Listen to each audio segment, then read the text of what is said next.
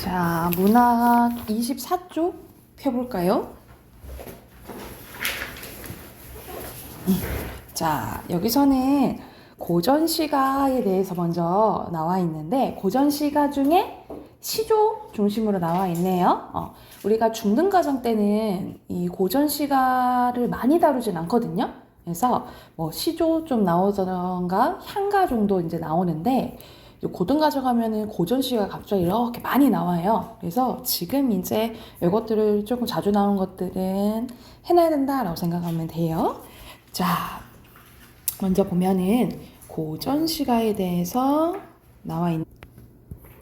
자, 고전시가란 옛날부터 전해져 오는 우리나라의 오래된 시와 노래를 의미하는데, 여기서는 그냥 고전시가 아니라 고전시가라고 나와 있잖아요. 그치? 우리가 지금은 시 따로 노래 따로잖아요. 그죠? 근데 예전에는 시랑 노래랑 이렇게 합쳐져 있는 약간 종합예술을 생각하시면 되거든요. 그래서 시가라고 한다라고 보시면 되고, 우리가 고전문학, 현대문학 이렇게 나누는 기준은 1894년도라고 보시면 돼요. 1894년도에 무슨 개혁이 일어났을까?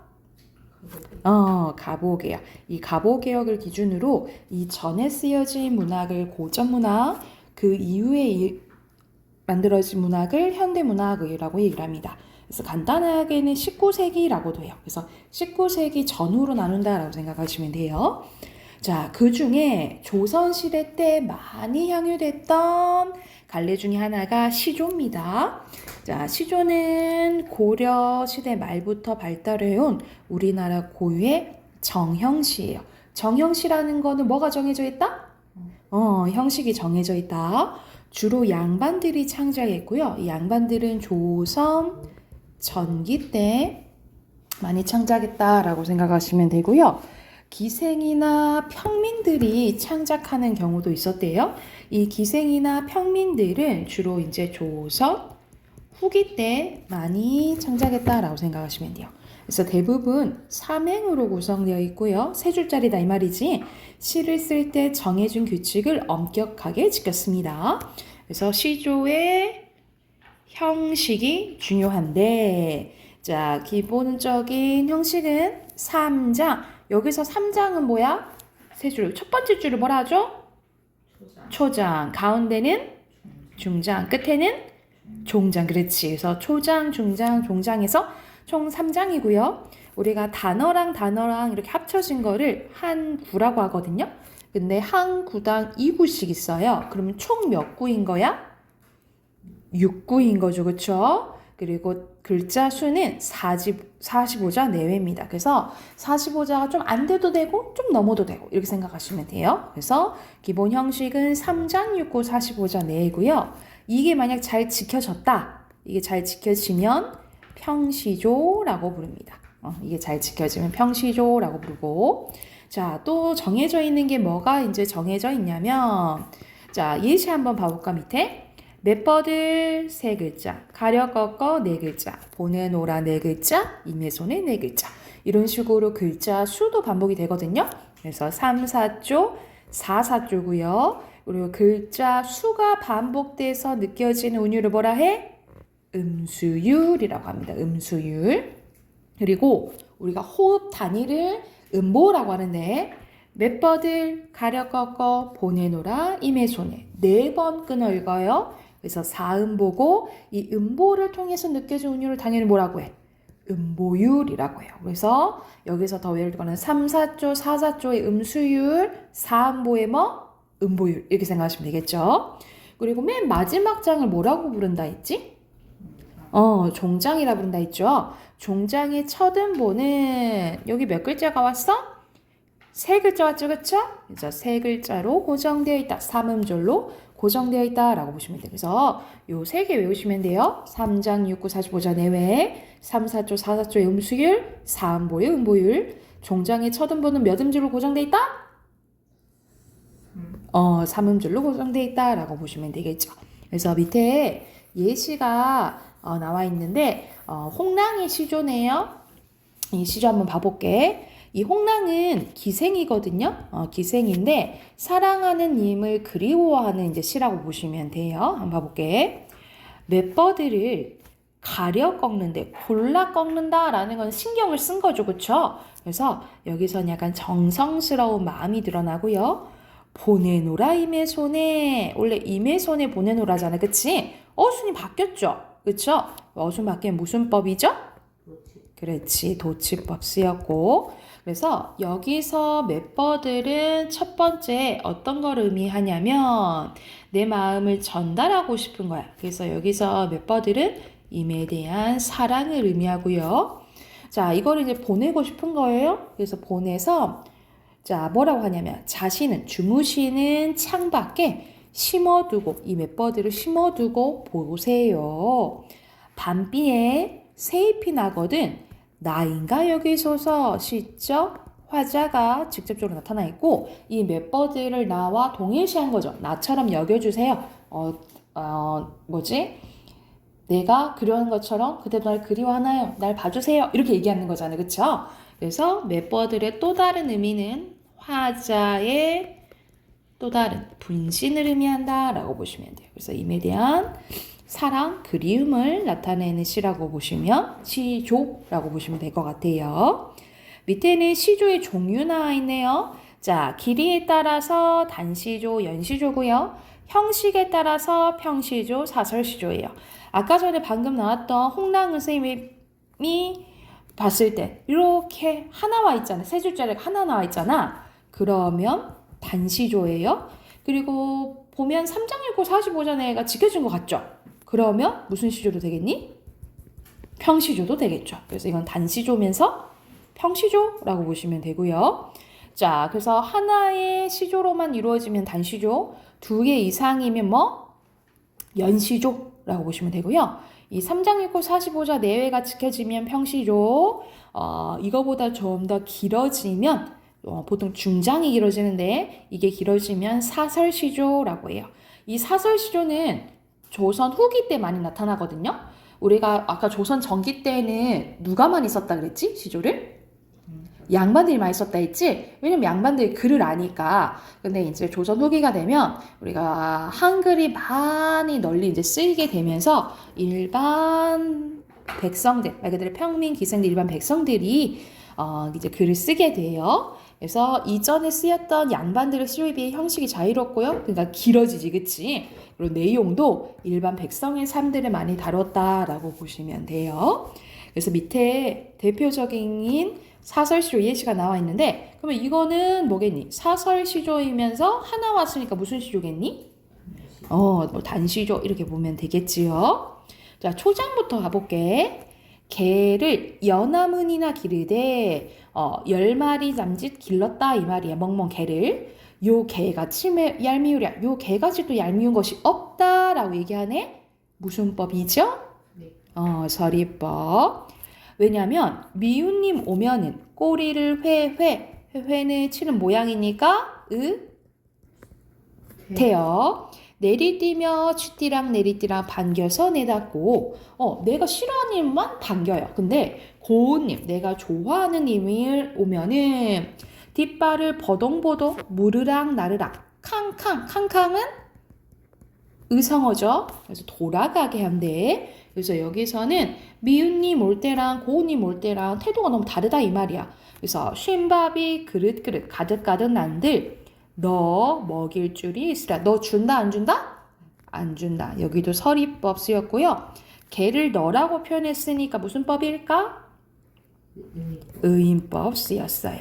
그래서 사실 이제 님이 나한테 안 오는 이유를 누구 핑계 대는 거야? 개 핑계 대는 거예요. 그래서 님에 대한 그리움을 해학적으로 좀 표현했다라고 보시면 돼요. 이해됐을까요? 그러면 이거 참고하면서 오른쪽에 있는 10문제 바로 풀어볼게요.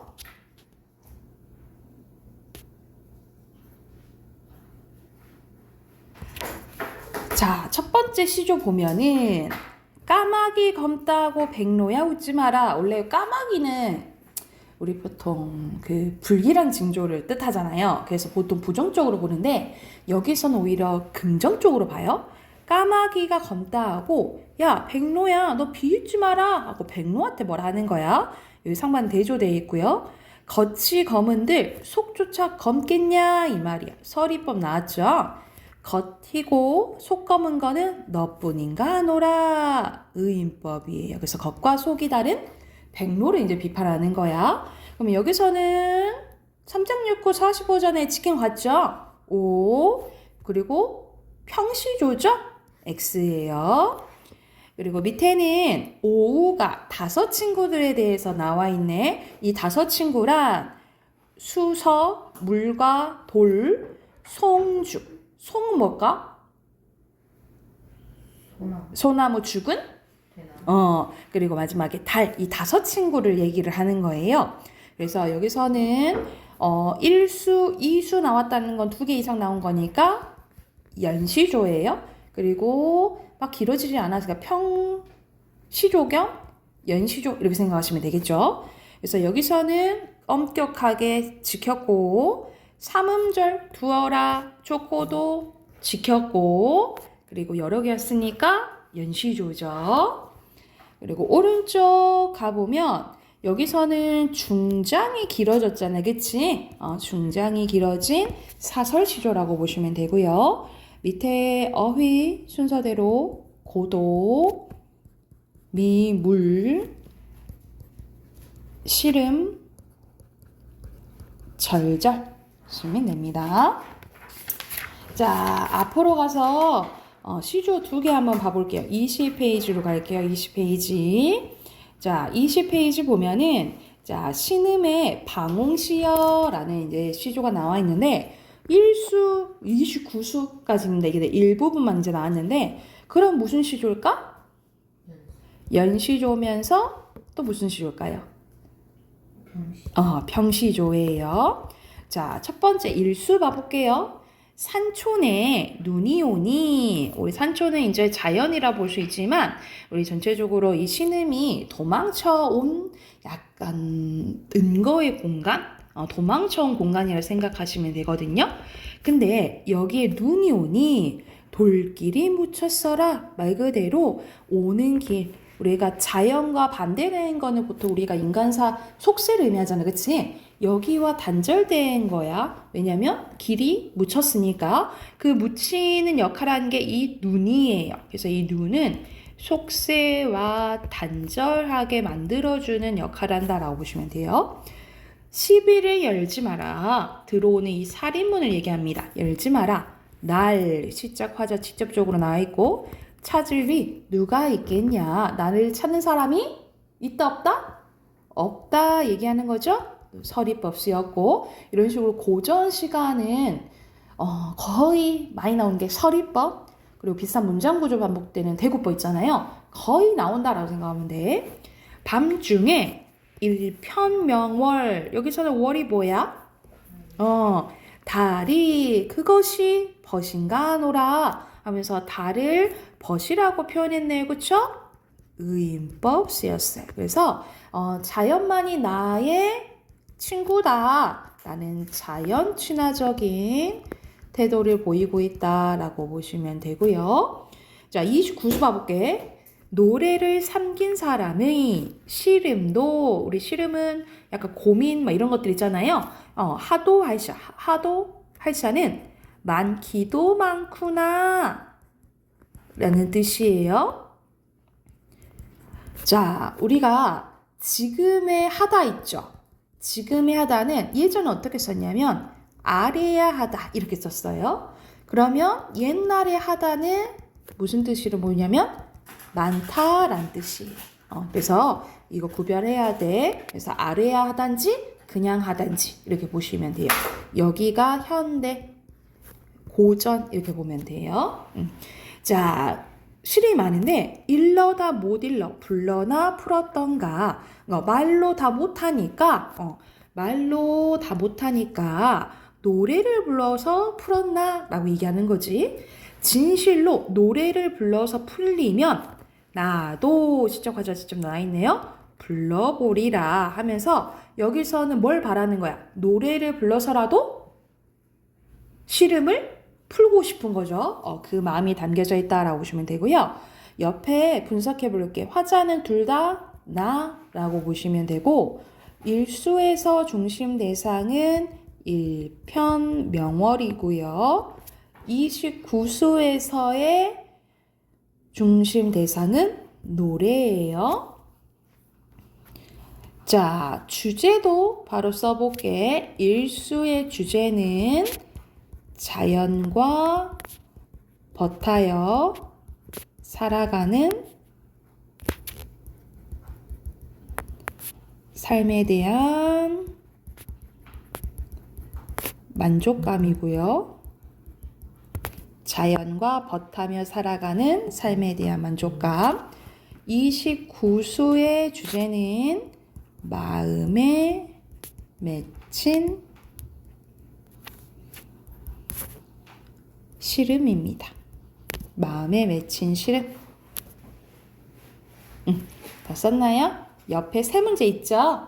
세 문제 한번 바로 풀어볼게요.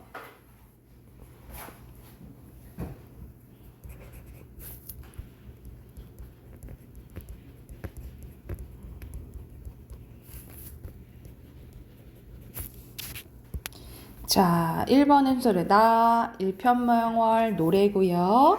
2번에 알맞은 것은? 3번이고 3번에 알맞지 않은 건? 오케이, 5번이에요. 자, 뒤로 넘겨서 23쪽 갑니다. 23쪽 가면요. 오, 요거는 하나 나와 있네. 하나 나와 있으면 무슨 시조? 단시조인데 중장이 좀 길죠? 그래서 무슨 시조예요? 사설시조예요. 자, 제목이 귓도리로 시작하는데 사실 제목은 따로 없고 제목이 따로 없으니까 이제 첫 행을 따라서 귓도리, 저 귓도리로 써져 있는 건데 여기서 귓도리는 귀뚜라미를 얘기하는 거예요. 귀뚜라미고 귀뚜라미 귓도리. 귓도리 저 귓도리. 어여쁘다 저 귓도리. 어떻게 반복돼요? 귓도리 귓도리 어여쁘다 저 귓도리. 그래서 이렇게 반복하는 구조를 뭐라 하냐면 AA, BA 구조라고 해요. AA, BA 구조를 통해서 당연히 반복되니까 뭐 형성해줘요? 운율 형성해주는 거예요. 여기서 어여쁘다. 우리 지금의 어여쁘다는 무슨 뜻이야? 예쁘다. 이런 뜻이잖아. 그치? 그런데 요거는 옛날에 무슨 뜻이었냐면 불쌍하다, 가엾다 요런 뜻이에요. 지금이랑 의미가 완전 다르지. 그치? 그래서 완전 다르기 때문에 어디에 속하냐면 의미의 이동에 속한다라고 보시면 돼요. 완전히 이제 바뀐 걸 이동에 속한다라고 보면 돼. 저 귀뚜라미가 불쌍한데 어인 귀토리가 지는 달 새는 밤에 긴 소리 작은 소리 청각적 심상 나오네요. 절절히 슬픈 소리를 지닌대. 그러면 여기서 슬픈 거는 귀뚜라미가 슬플 수도 있지만 사실 그걸 듣고 있는 누구도 슬플 수 있는 거야?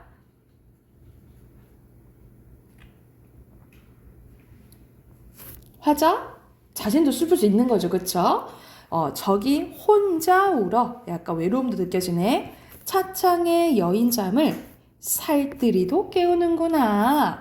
여기서 살뜰하게도는 알뜰하게도인데 얄밉게도 이렇게 해석을 한대. 얄밉게 날 깨우네. 그런데 만약 알뜰하게도 깨우는 거는 진짜 알뜰하게 깨우는 거야? 약간 비꼬는 것 같잖아요. 그치? 그래서 만약 알뜰하게도 이렇게 해석을 하면 반대로 말하는 반어법이라고 보시면 돼요. 너 알뜰하게도 날 깨우는구나. 이렇게 얘기를 하는 거지. 그래서 지금 상황은 뭐야? 저렇게 밖에서 귀뚜라미가 슬피 울어서 내가 잠을 못 자는 상황이잖아요. 그치? 두어라. 내버려 둬야겠다. 쟤 비록 미물이나 쬐깐한 생명체나 무인동방에 무인동방 뭐겠어? 무인, 사람이 없는 혼자 지금 지내는 방인 거야. 그래서 지금 혼자 뭐 하고 있는 거예요? 말 그대로 독수공방하고 있는 거예요. 그래서 보통 남자보다는 여자가 혼자 이제 기다릴 때, 남자를 이제 기다릴 때 독수공방 또는 무인동방 이렇게 얘기를 해요. 내 뜻, 시적, 화자 직접적으로 나타나 있고 내 뜻을 아는 이는 너뿐인가 노라. 여기서 너는 누굴 가리키는 거예요?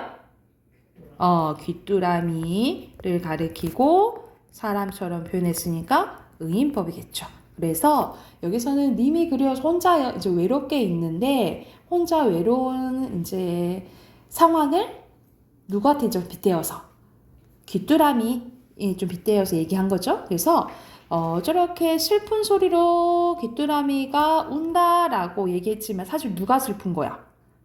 내가 슬픈 거지, 그치? 그래서 여기서 귀뚜라미는 내 감정이랑 똑같아요. 이 감정이 똑같으면, 화자랑 감정이 똑같으면 감정 이입의 대상이라고 하고, 이 감정 이입의 대상을 뭐라고도 하냐면 객관적 상관물 역할을 한다라고도 봐요. 그래서 이 객관적 상관물은 화자와 감정이 이렇게 같거나 화자의 감정을 또 불러주는 역할을 환기시켜주는 역할을 하면 객관적 상관물이라고 보시면 돼요.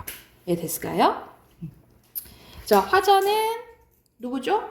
나로 드러나 있고 중심 대상은 당연히 귀뚜라미. 그리고 주제는 지금 혼자 막 그리워한다 했잖아. 그치? 외로워하고 있잖아요. 임에 대한 그리움입니다. 줄 쓰시고 밑에 네 문제 풀어보세요.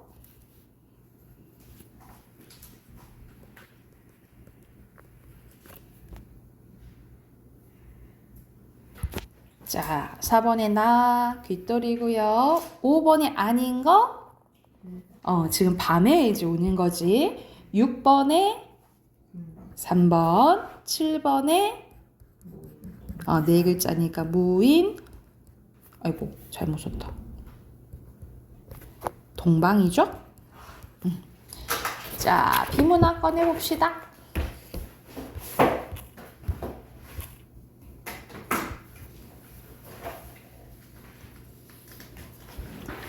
자, 비문학 18쪽인데 먼저 문단 표시하시고 첫 번째 건 선생님이랑 같이 보고 두 번째 거는 풀어볼게요. 자, 여기서는 백제는 어떻게 해양 강국이 될 수 있었을까라는 내용인데 먼저 첫 번째 문단 보면 백제의 역사는 우리나라 삼국시대 역사 중에서 가장 알려져 있지 않다. 고구려 신라에 비해 백제 유물과 기록이 많이 남아있지 않기 때문인데 하지만 근현대에 이르러 중국과 일본의 역사서에서 백제와 관련된 기록들이 발견되면서 백제가 국제적으로 활발하게 교류되었다는 것이 증명되었고 이로써 백제의 위상이 새롭게 부각되었대. 그래서 여기서는 백제의 위상에 대해서 얘기한 거니까 마지막 문장을 중심 문장으로 볼게요. 그리고 핵심어는 백제죠. 특히 삼국사기에는 백제 한 승려가 바닷길로 인도에 이르렀다는 기록이 있고 일본의 역사선 일본서기에는 백제가 동남아시아 지역과도 교류가 있었음이 기록되어 있다. 이처럼 백제는 중국과 일본, 동남아시아 일대를 활발히 누비는 해양 강국이었다는 거예요.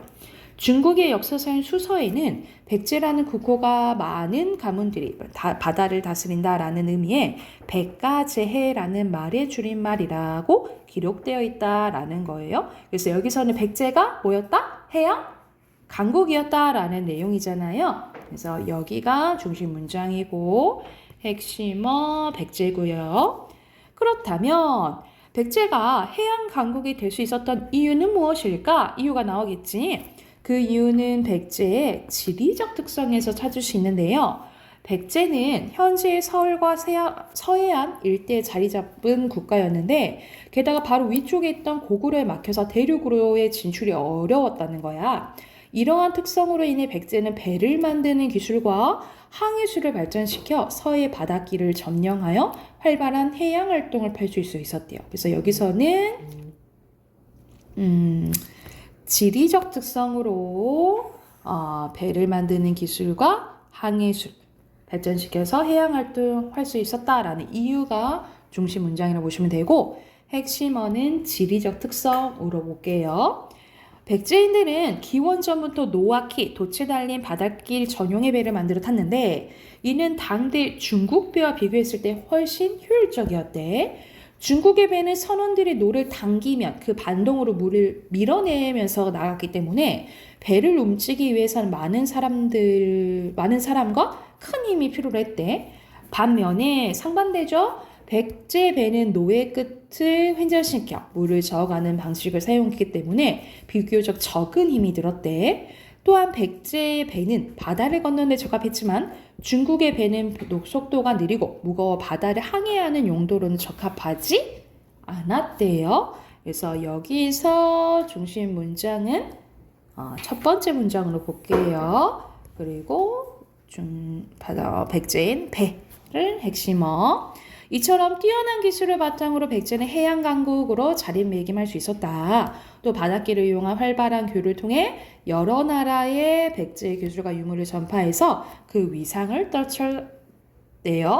이제는 백제를 자랑스러운 해양 국가로 기억해야 된다라는 내용입니다. 해양 강국 핵심어예요. 자, 1번에는 백제고 2번에는 이 문장 중심 문장 1번이었어, 2번이었어요?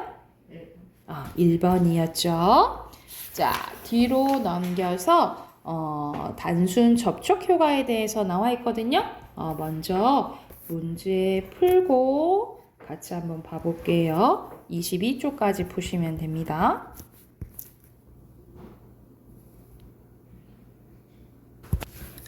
지문이 되게 짧죠? 여기서는 단순 접촉 효과에 대해서 나오는데 어떤 사람이나 물건을 이유 없이 좋아한다 라고 느낀 적이 있는가? 가령 이런 말이 나오면 이제 예시예요. 빵집에 빵을 사러 간다고 했을 때 우리가 선택한 빵에 대해 그 이유를 물어보면 이 빵이 맛있을 것 같아서 라든가 좋아하니까 이런 식으로 답할 거라는 거지. 하지만 실제로는 이 빵을 광고에서 자주 보았다라는 것이 진짜 이유였을 확률이 되게 높대요. 그래서 여기서는 핵심어가 딱 있진 않는데 그냥 좋아한다라고 볼게요. 우리는 어떤 상품의 로고나 패키지, 상품명 등을 몇 번 보거나 들었을 때 무의식 중에 호감을 갖게 되는데요. 이와 같이 특정한 대상에 반복적으로 노출될 때 우리는 그것에 대한 긍정적인 인식을 갖게 되는데 이를 단순 접촉 효과라고 한다는 거야. 이와 같은 효과가 일어난 이유는 무엇일까? 바로 주입 때문인데요. 반복적으로 본 것이 머릿속에 자연스럽게 주입되는 거예요. 자연스럽게 주입되는 느낌이 우리에게는 좋은 느낌이기 때문에 그런 느낌이 드는 대상을 좋아한다라고 생각하게 된다라는 거야. 그래서 우리가 보통 중심 문장은 뜻 같은 게 중심 문장이잖아요. 그렇죠? 그래서 이 문장을 중심 문장으로 보고 핵심어는 단순 접촉 효과예요.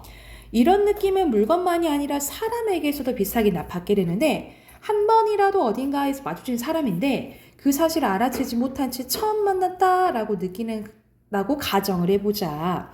우리가 깨닫지 못한다고 해도 단순 접촉 효과가 나타날 수 있으며 우리는 무의식적으로 그 사람에 대한 좋은 느낌을 갖게 돼요. 이러한 느낌은 처음 본데도 왠지 그리운 느낌이 드는 사람 같은 호감으로 이어진다라는 거지. 그래서 여기서는 요 문장으로 볼게요. 핵심어 그대로 단순 접촉 효과고요. 단순 접촉 효과에 대해서는 이미 많은 실험에서 그 효과가 입증되고 있다.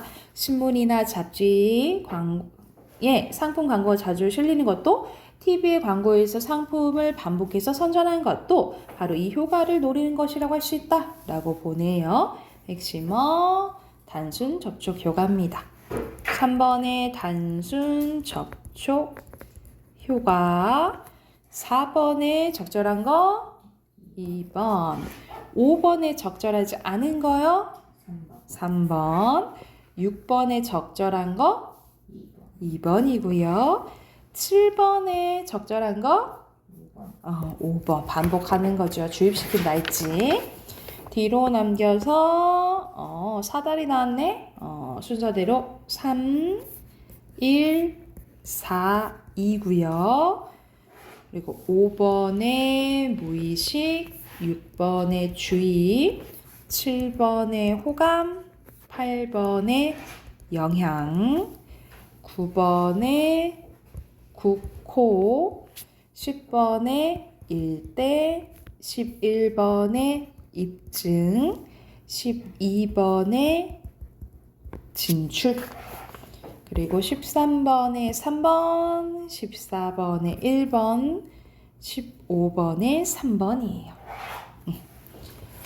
자, 우리 마지막으로 문법 합시다.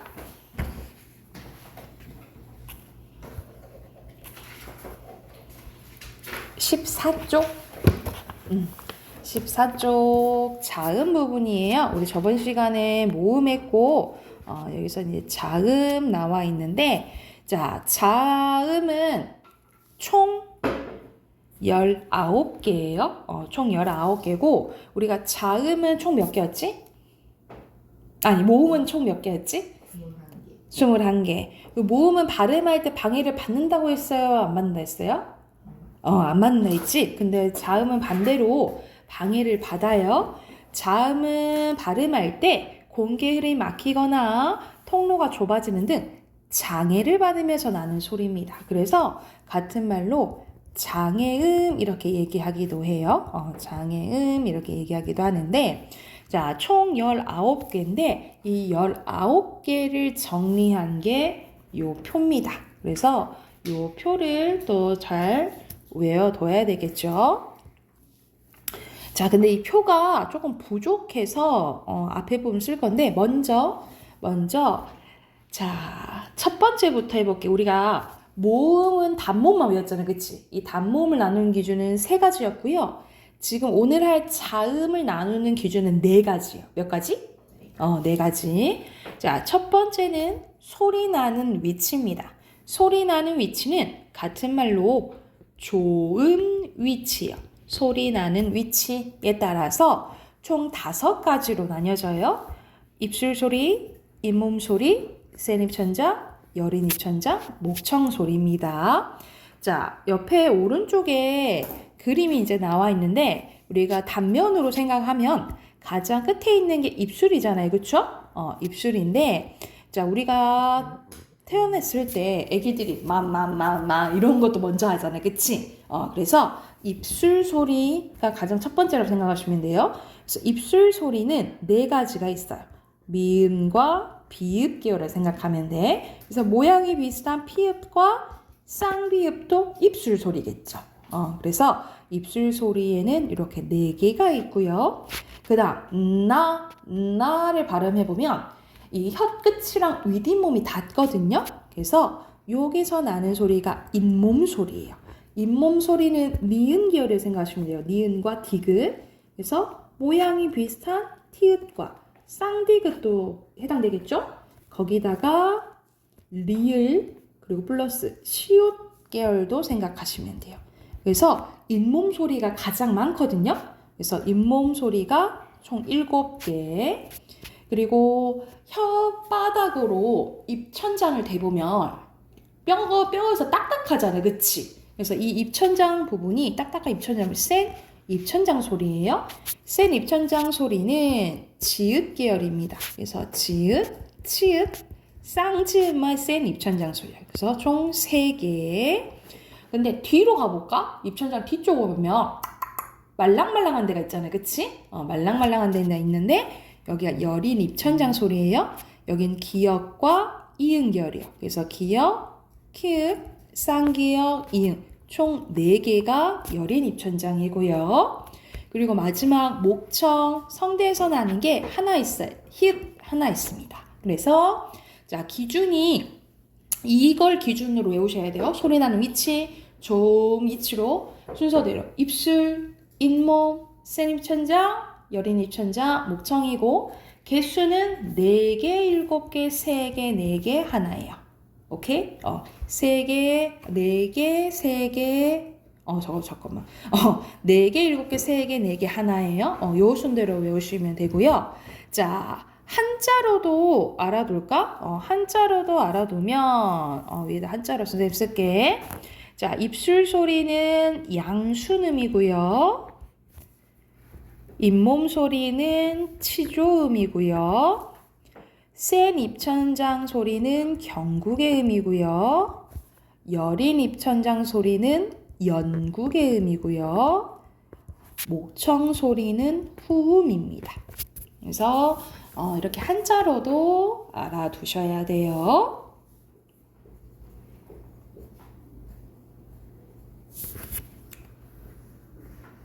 자, 두 번째는 소리 내는 방법입니다.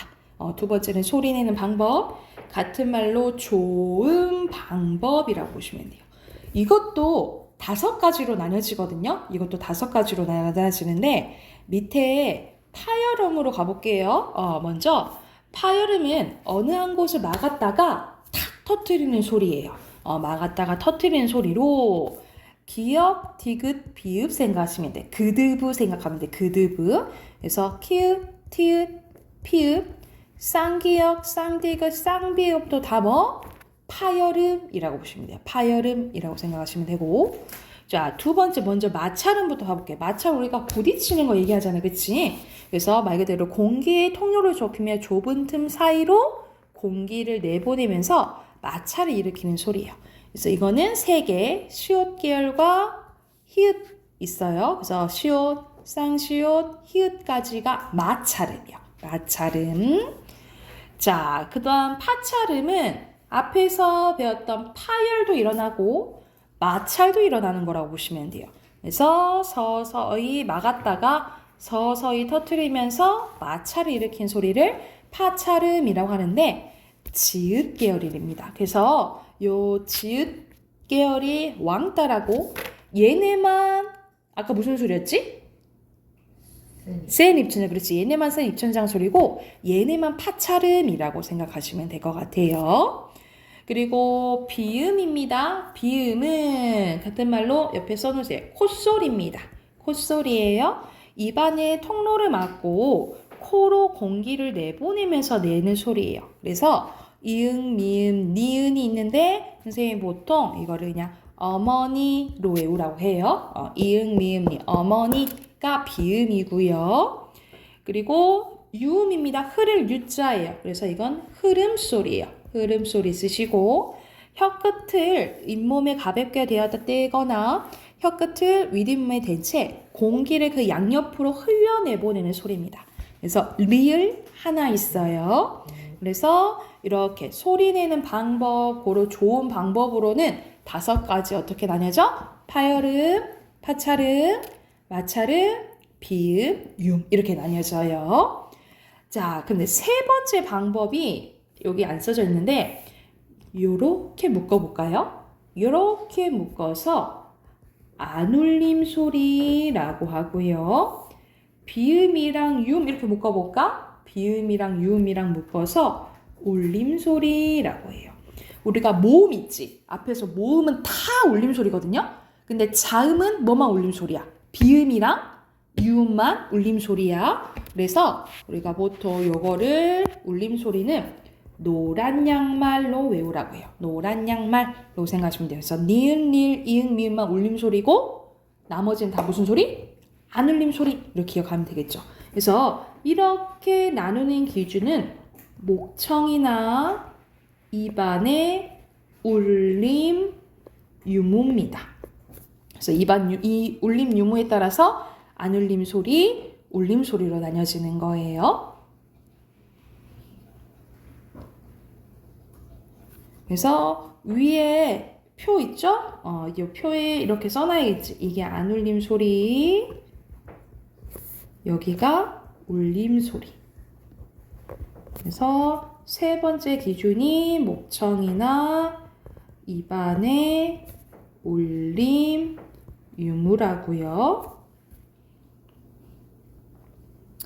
그리고 마지막 4번째가 여기에 나와 있잖아요. 4번째가 소리의 색이에요. 그게 이제 맨 밑에 나와 있는데 밑으로 가볼게. 자, 여기서는 4번째 기준이 소리의 색입니다. 소리의 색인데요. 이 소리의 색에는 예사소리, 된소리, 거센소리로 나뉘어지는데 요 순대로, 요 가는 순대로 소리의 세기가 세진다라고 보시면 돼요. 이렇게 갈수록 소리의 세기가 세진다라고 생각하면 돼. 자, 예사 소리는 자연스럽게 나온 소리로 말 그대로 부드러운 소리예요. 그래서 여기서는 왜 순서대로 안 써져 있지? 근데 선생님은 또 순서대로 안 외우는데 보통 선생님이 바다, 사자가 이렇게 외워요. 그래서 비읍, 디귿, 시옷, 지읒, 기역 이 5가지가 예사 소리고요. 자, 된 소리는 우리가 쌍자음이죠. 긴장된 상태에서 나오는 강하고 단단한 소리예요. 그래서 쌍자음 생각하시면 되고 거센 소리는 크크크 거세게 나오는 크고 거친 느낌의 소리입니다. 그래서 시옷 계열은 없고 이렇게 4가지 써요. 피읍, 티읕, 키읔, 치읓 이렇게 생각을 하시면 됩니다.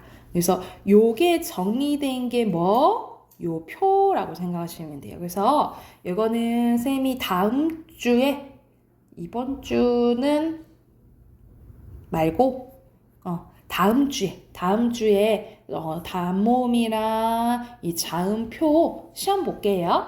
그래서 오늘은 이렇게 자음했다라고 보시면 됩니다. 그러면 여기 해당되는 문제 뒤에 한번 풀어볼까요? 15쪽부터 문제 쭉 풀게요.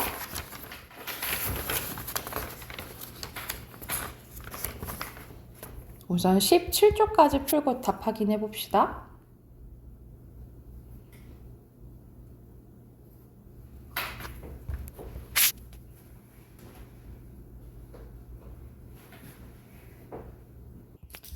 자, 답 확인해 볼까요? 순서대로 OX죠? 방해 받죠? 5가지 맞고 된소리 5가지죠? X 뭐가 빠졌니? 쌍시옷 빠졌죠, 그죠? 그리고 4번에 U 하나 맞죠? 입술 소리 미음과 비읍 계열, 잇몸 소리 일과 시옷, 쌍시옷 7개, 센 입천장 3개, 여린 입천장 4개, 목정 소리 하나죠. 자, 파열은 니은, 파찰은 기역, 마찰은 디귿, 그리고 1번에 자음, 2번에 코, 3번에 윰, 4번에 거센 소리고요.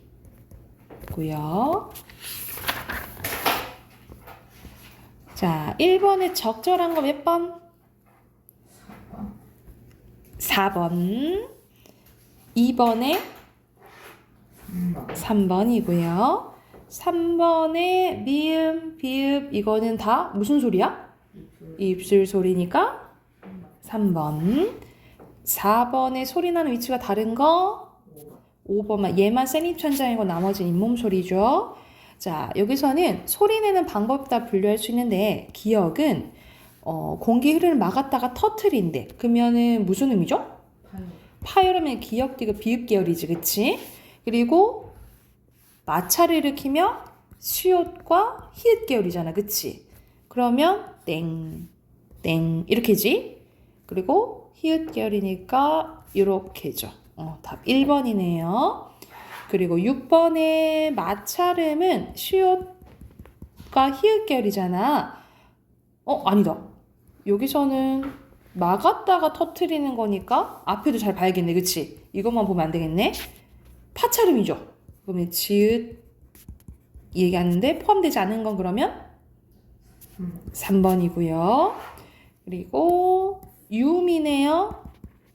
4번이고 자 8번에 여린 입천장이면서 여린 입천장이면 기역이나 이응 계열이잖아, 그치?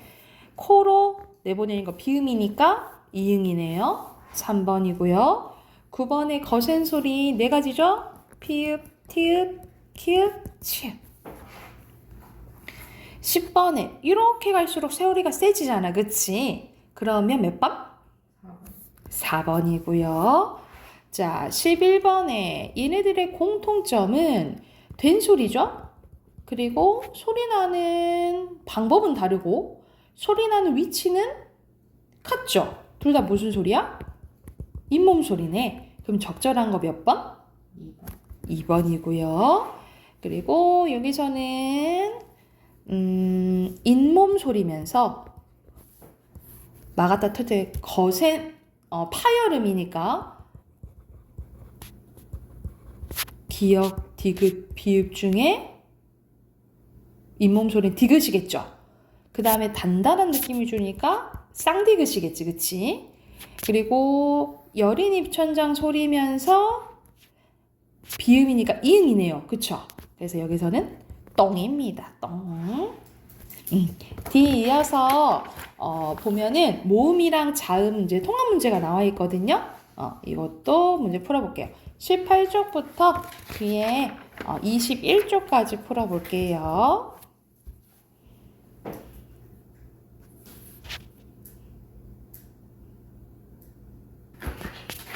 자, 1번에 2번, 2번에 1번, 3번에 4번, 4번에 1번, 혀의 높이가 낮아지는 거죠.